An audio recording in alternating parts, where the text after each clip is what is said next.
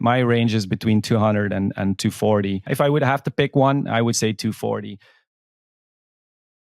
I want to start off with the spiral. And we're looking actually at the view here, starting at 2017. So around the 2017 cycle peak. Those are those big two green dots that you see there on the right.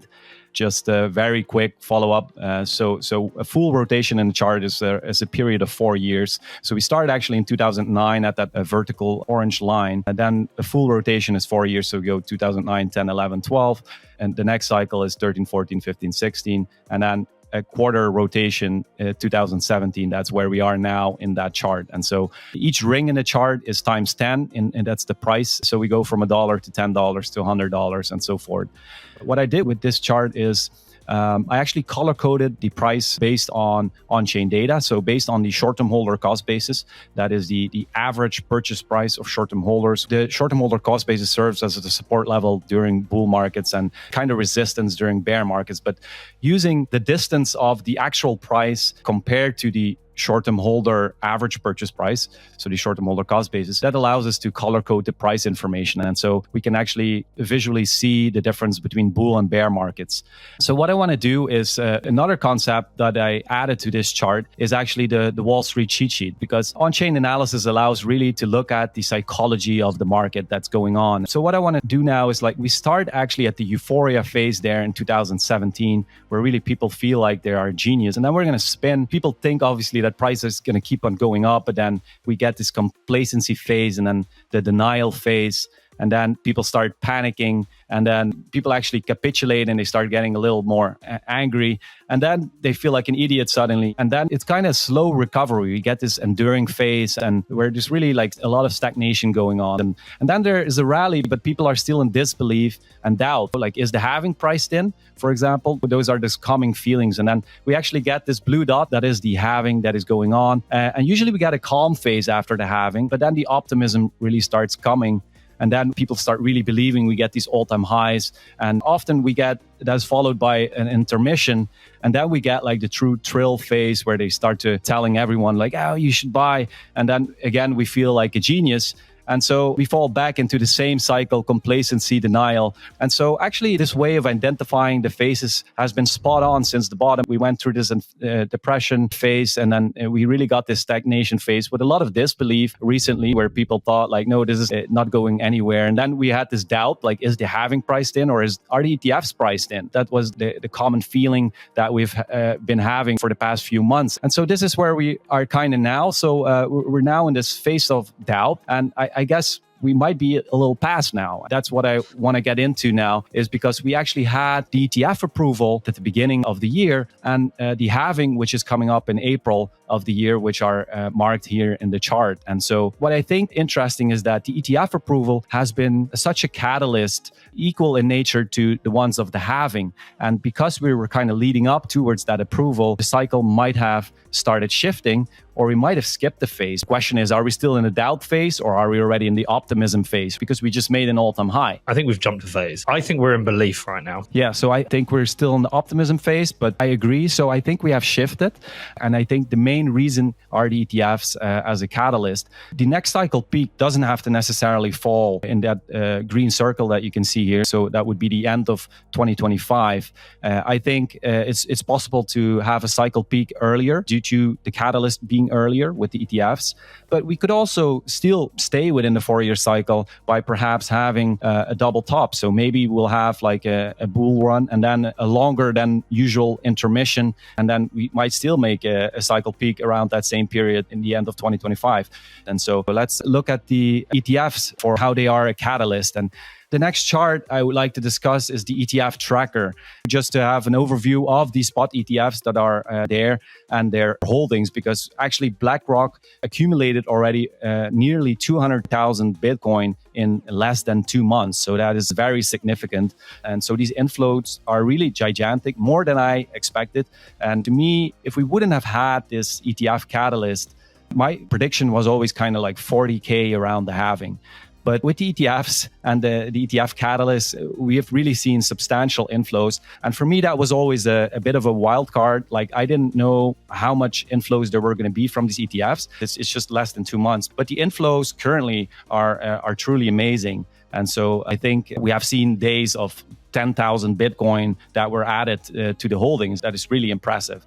But maybe we can go to the next chart, where we actually see the cumulative Bitcoin holdings of the ETF. So here you can also clearly see Grayscale, BlackRock, Fidelity. Those are the biggest ones, right? But Grayscale has this history. They actually converted to an ETF from a trust before. So they had a 10-year head start basically to the other ETFs, or even 13 years, I believe. They actually accumulated already 600,000 Bitcoins over that time. With the approval, they actually started getting competition. So BlackRock, Fidelity, they offer very low fees. They only offer 0.25% fees or so per year, whereas Grayscale charges 1.5%. So Grayscale has seen a lot of outflows. Also, still there's a bit of aftermath going on of the bear market, because we actually saw a sell-off of the FTX GBTC shares. And so that was an outflow of Grayscale. And currently we are seeing outflows of Grayscale due to the Genesis bankruptcy as well. And so you can see that all these outflows of Grayscale have been more than offset by BlackRock, Fidelity, and the other ETFs, but mainly BlackRock. So the most important part of the ETF tracker, in my opinion, is actually tracking the growth rate of the combined Bitcoin holdings, because the growth rate of the Bitcoin holdings is what is going to put pressure on price. This is going to be the demand for Bitcoin. You can see the daily inflow, the daily net flows of these ETFs. I also added here the GBTC, so the Grayscale outflows. And so in blue, you can see the combined other 9 ETFs, which have mainly inflows. And so they kind of offset each other a little bit still. But you can see that most of the net flows are in green. So it's a very positive, it puts a pressure on price. Yeah. The read from this is you can tell why we shoot up to like 59K or something on the launch day, and then we dipped back down. Exactly. So we actually shot up because indeed of these high inflows to the ETFs. And then we went down because of the FTX sell-off. That it was actually the first downside. So when the growth rate there goes negative, that was actually the sell-off of FTX. And the current sell-off, which we see, which is a bit less intense, is possibly due to the Genesis bankruptcy. That puts a little pressure on price, although we're now having so much inflows, that is kind of even neglectable. If we look at the average net inflows, so since launch of the ETF approval, we can see that we added about 3.9K BTC per day. So that is the demand from these ETFs currently. And this is really significant. If we think of the fourth halving, where we'll go actually from a supply issuance from 900 coins a day to 450 coins a day, the 4,000 coins a day of demand, that is actually comparable to the first halving. So actually what we're seeing is the ETF is functioning of similar magnitude to the first halving. So we're actually having a first halving and the fourth halving in a time span of less than 4 months.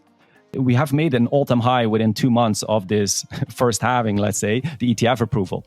Now, it's not literally a first halving because obviously the ETF, it's a demand shock rather than a supply shock. But this demand shock by the ETFs causes a supply crunch. And so it's in a way very similar. With halving, obviously, it's just a reduction in supply. And so that is fixed and it will always kind of stay the same. And so the ETFs is a lot more volatile in a way that you can have suddenly 12,000 inflows on a day and then 5,000 outflows on the other day. But on average, we've been adding 3.9K BTC per day to these ETFs. So that is truly amazing. It's not strange that we've made an all-time high with such a demand, to be honest. This week, I started receiving some messages from people that are kind of waking up and that they're finding out about the all-time highs. To me, that's the sign that retail is starting to wake up. And that's also, for me, the reason to start believing that we're going to see a continuation of this trend, because these ETF flows are not going to stop.